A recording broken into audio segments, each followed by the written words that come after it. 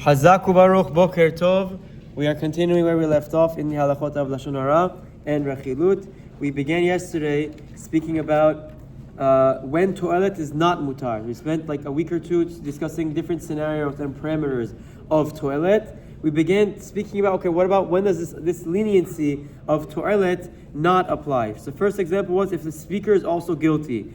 The Chafetz Chaim cautions that if one is about to speak Lashon Hara about another Jew, even let Toelet, he should be filled with dread and fear, knowing that he may be guilty of similar misdeeds, in which case he will be punished as if he spoke Lashon Hara about an innocent person.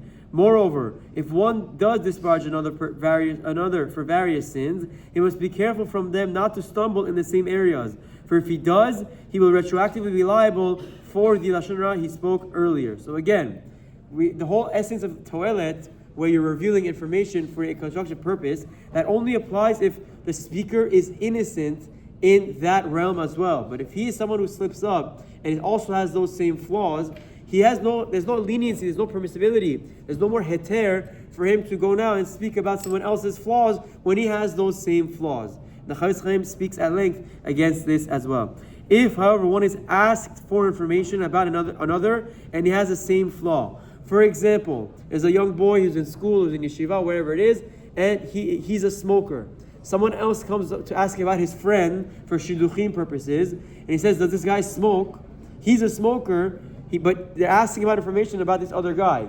In that scenario, the Chafetz Chaim writes that it would be permissible to reveal information, because again, they're asking for specific information. You're not the one that's going and telling it over. In that scenario, you can respond and tell them what supplying information for what they need is okay. Now, the next scenario of when it's not allowed would be when the listener will believe and take action. One who is told Lashon Hara Toelet is not allowed to believe the Lashon Hara or accept it as fact. We've established this many times.